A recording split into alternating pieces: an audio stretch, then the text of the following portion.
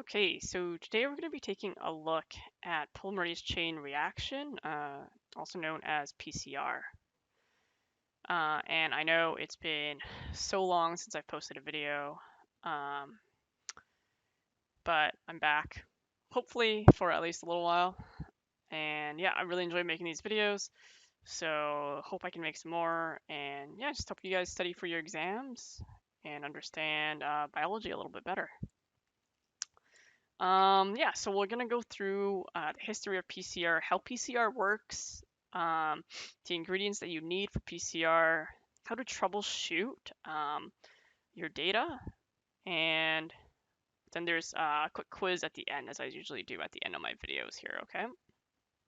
I'm also using a new format for my videos, so you might notice this it doesn't really look like traditional slides that I've used in my previous videos. This is a virtual whiteboarding software app that I'm kind of testing out here. Okay, so let's get right into it. What is PCR? Well, PCR, it's a molecular biology and biochemistry technique that's used to make millions and millions of copies of a DNA sequence. Uh, and this DNA sequence is your target DNA sequence, and you target for that using your primers. Okay, and these amplified copies are called amplicons. Now, PCR relies on thermocycling to conduct the three steps in a cycle. That's denaturation, annealing, and extension phases. Okay, and we need to use a really special type of enzyme called a Taq polymerase. So you might be aware that in DNA replication, DNA polymerase 3 does most of the work. It's the major workhorse in DNA replication in that process. Well, in PCR, we need to use Taq polymerase, and that's isolated from Thermus aquaticus, which is a bacteria that lives in hydrothermal vents. Okay, so the TAQ is from, okay, so T and then AQ, Thermus aquaticus. And this is a heat tolerant type of polymerase, so it can withstand really high temperatures because, as I mentioned before, we need to rely on thermocycling to conduct this denaturation, annealing, and extension phases, and we don't want our enzyme to be denatured in that process. So over here, if I zoom in here, I just have an image of a gel, and what happens is when people run their PCR, after the 35 cycles, well, to visualize this product, you actually need to run it out on a gel. Some people say a DNA gel or an agarose gel. Both are the same thing. So what you do is you run your PCR products out on this gel, you stain it, and then you visualize it under UV fluorescence. Okay. So the history of PCR. PCR is an amazing technique that's used, today, and is super popular, and it's very easy to be done. It's invented by Dr. Kary Mullis in 1985, and in 1993 he won a Nobel Prize for his work. In early PCR, he used a regular polymerase, which was denatured by high heat, so it had to be replaced at the start of each replication cycle. Now, obviously, that is not as efficient as it is today now when we can use Taq polymerase and we have thermocycling machines. Okay, in the early days, they also had to use water baths, so you would essentially stand in front of water baths at 3 different temperatures and move your, PCR tube from one bath to another. Very tedious work. Now, there are several different applications of PCR, and some are used in like everyday health or in law, and some are used for screening and genetic engineering. And I'll just go through some of them. There's a lot more than this, by the way. These are just some examples here. So we can use it for sex determination in animals and also for prenatal diagnosis of diseases. When we're doing lot testing for pathogens in food, PCR is used. In your 23andMe ancestry and health and trait reports, PCR is used. The Human Genome Project relied on PCR and sequencing, and of course, NGS or next-gen sequencing as well. In terms of genetic engineering, gene cloning is a big one, as well as site-directed mutagenesis. And we also have gene mapping and gene expression studies and mutation screening. So some other examples would be things like using PCR to amplify DNA that's found at a crime scene, and amplifying that and using that in forensics cases. You can also use it to analyze your maternal and paternal lineage, match up, see if you are a match for someone who needs stem cell donation, or it's also used in clinical diagnostics, so including COVID-19 rapid testing. Okay, so now let's take a look at the principle of PCR and the PCR technique and really how it works. Okay, I'm just going to zoom out a little bit here so you can see. So as I mentioned before, PCRs, the entire idea of it is to amplify your target DNA of interest. We're going to make millions and millions of copies. So essentially how this works is I'll go through one cycle here. So the DNA template, so this template here shown in black would represent your DNA double helix, okay? So it's together right now. They're, through hydrogen bonding. So first, the DNA template is denatured by heat. So we will separate out these two black strands of template DNA, excuse me. Let me just go back here. And then, following that, we'll lower the temperature to an annealing temperature that's appropriate for the primers to anneal. Now, the annealing temperature is going to be dependent on the primer TM, or the melting temperature. So that's not really set, versus a denaturation is set at 95. Okay. Following that, the temperature is then increased again to usually 68 or 72 to allow for extension by the Taq polymerase. Okay, so the primers are these guys here. So P primers here. We're letting that anneal, and then the Taq polymerase will come in and extend it. So that's going to be shown in the blue here. The blue here, extension. So I'll write E for extension. Okay. And then this cycle is repeated over and over between 25 to 35 times, and you get an exponential increase in your target product. Okay. So I kind of want to go over how this exponential amplification really works here. So what happens is we have our template DNA. So we have two strands, just like in the previous slide. We're starting with just two strands here, and this is our target, this red part here. And so we go through the denaturation, the annealing and the extension. So the first cycle, we're going to have, 2 to the 2. So we're going to have 4 copies, because each strand is going to produce, each strand is being used as a template. So I'm gonna mark this here. So let's say this is template here, template. Well, one of these strands is going to be template, and one of these strands will be template as well. So you're gonna end up, and then we're gonna synthesize, or we're gonna extend that, and we're gonna end up with 4 copies, and then we get 8, and then 16, and so forth. So by the 35th cycle, we end up with 68 billion copies. And the reason we get for this exponential amplification is because both strands of that template DNA are being used as template, as opposed to just using one, where you would just get linear amplification. Okay. So this is how the cycling works. Okay, PCR cycling. So the first stage is denaturation. So that's when we basically bring that thermocycler up to 95 degrees to denature the DNA. We're making it go from double-stranded DNA, all the way down to single-stranded DNA. Okay. This is also called melting the DNA here. So this would be considered step 1 right here. We're melting that DNA. So the next step is annealing. Okay, this is step 1 here. So the next step is annealing. which I'll draw in a darker blue. So annealing is when we're going to lower that temperature down so that our primers can actually go and bind to our target DNA.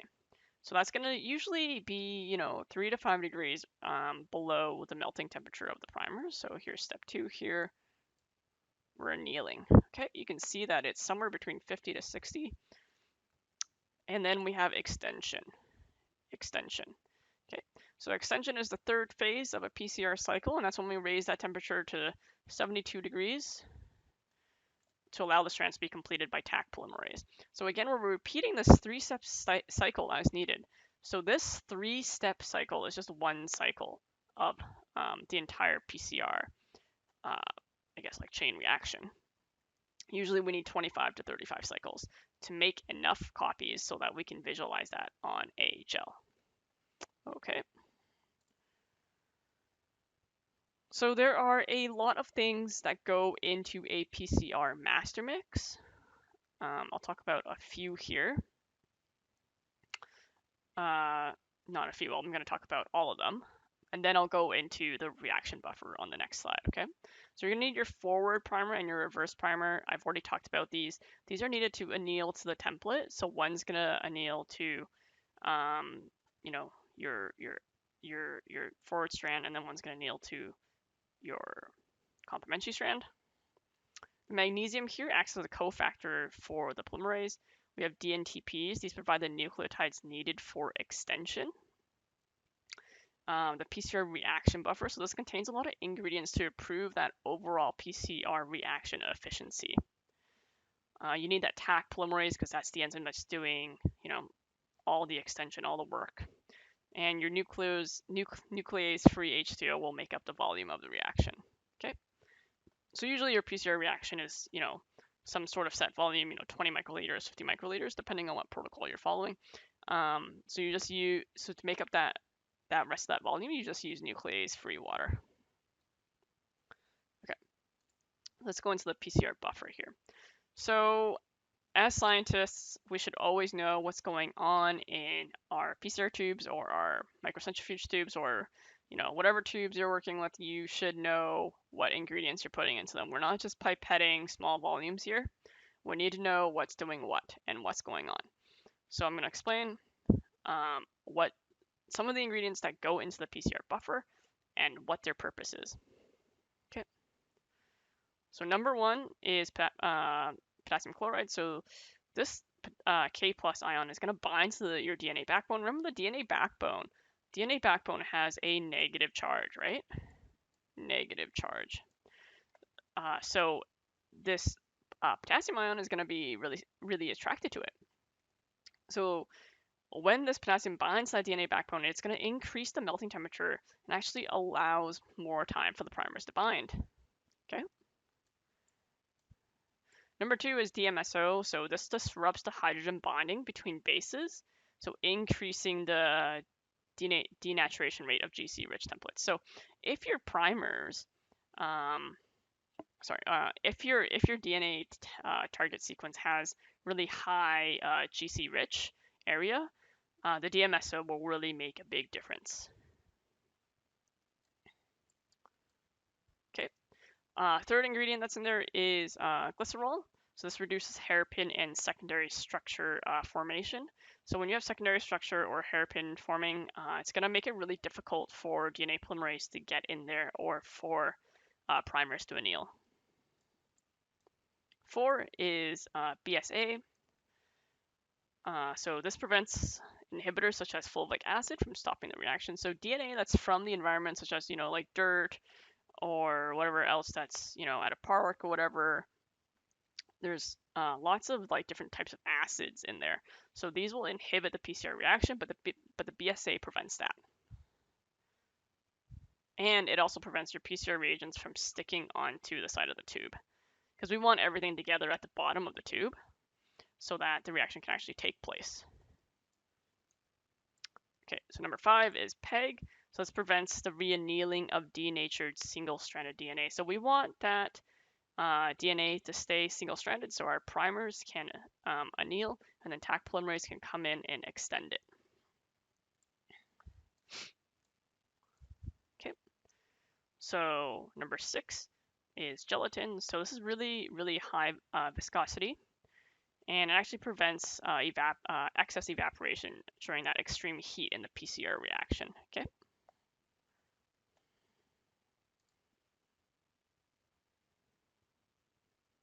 Okay, so let's talk a bit about the PCR primers and how they're set up. So the forward primer here, shown in red. Okay, it's the same sequence as the DNA sequence given. So if you notice here, we have AC, GA, CAGG. It's the same. Okay. The reverse primer. Okay. The reverse primer is the reverse complement of the DNA sequence given. Okay. So it's going in the reverse direction, and it is the complement of the given DNA sequence. Okay.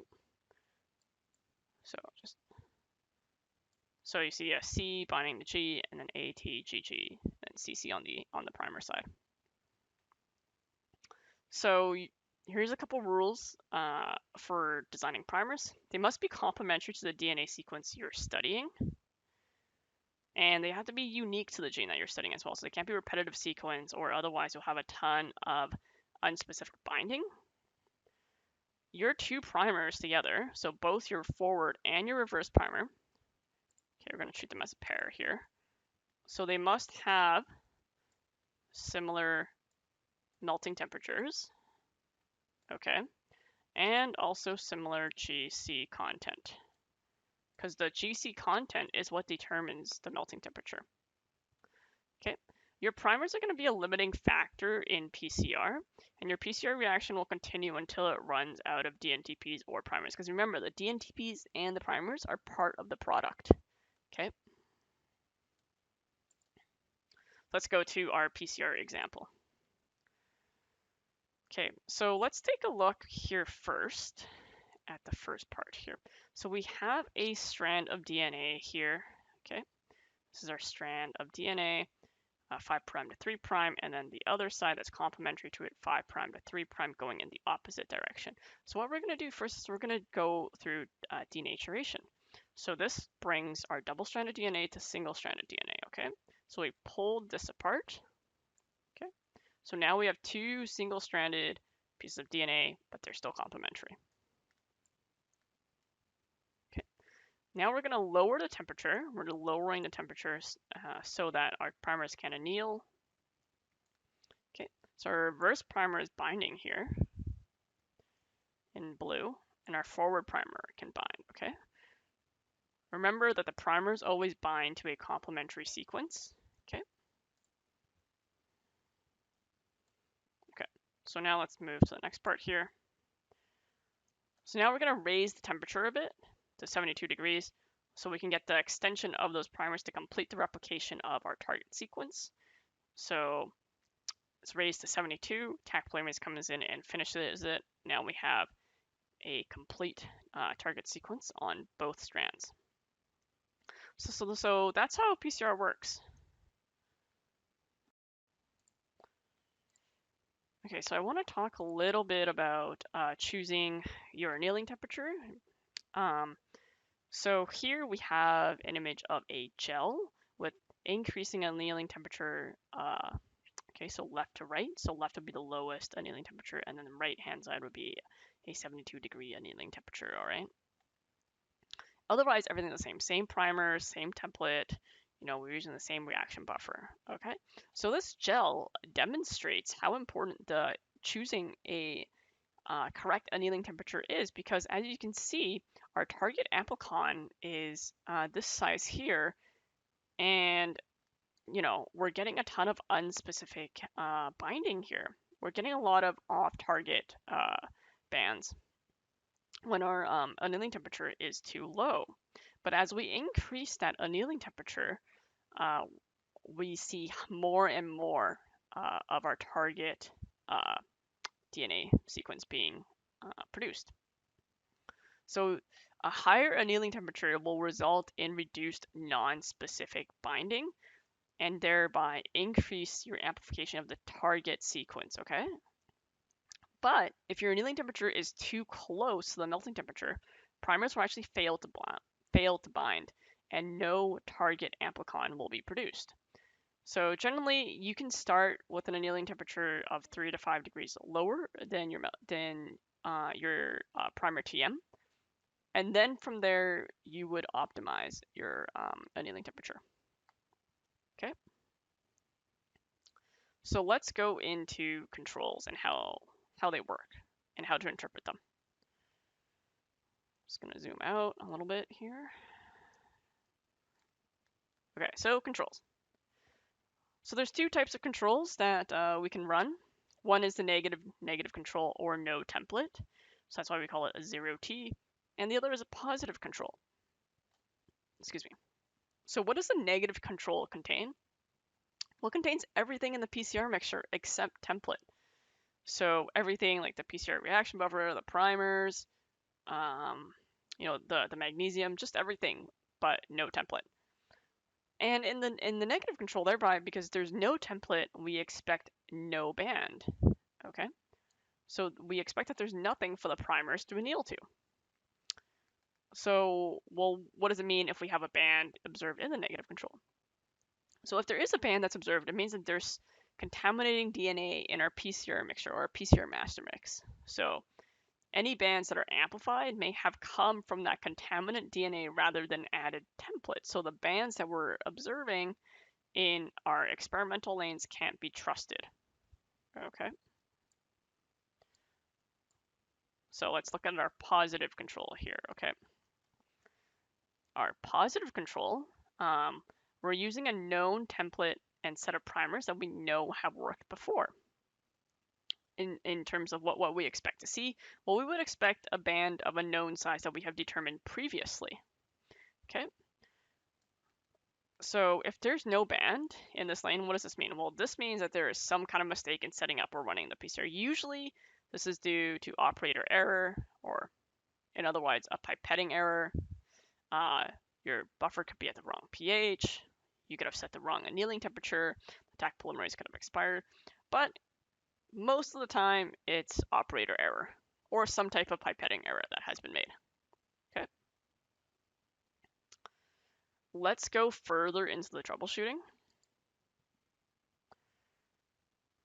So PCR is often like an all or nothing. Okay, so it's not like, you make a small mistake and you'll get a bit of a band. It's you either get a band or you don't. So an undetectable PCR product can be due to several factors. These are just some of the more common ones that I've listed here. So it can be due to inefficient annealing of primers. So maybe you need to adjust your annealing temperature.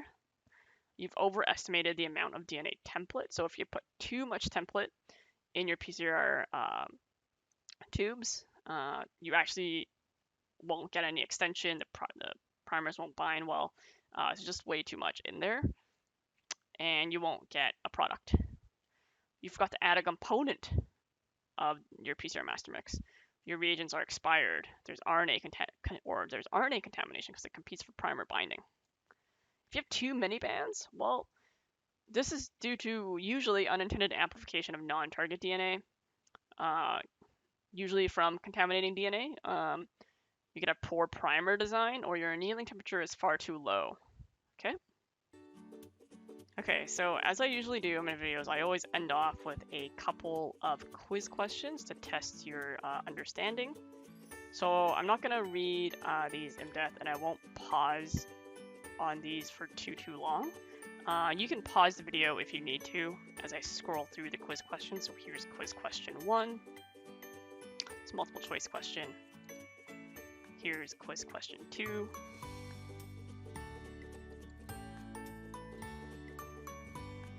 Number 3. And number 4. So I just wanted to say that's the end of the PCR 101 course / video, and I hope you're feeling like this right now, like a superhero research scientist, and you feel like you're a master in PCR now. I hope you enjoyed the video. I did want to give a specific shout out to Dr. Kathleen Fitzpatrick, who has supported my YouTube channel from the very first day when I started in graduate school. So some of the material is actually based from her lecture content from some of her upper division courses in biology. So thank you so much for watching. If you have any questions, leave a comment down below and I'll try and get to it. All right. And if you like this video, make sure to like and subscribe, and hopefully I'll see you guys in the next video.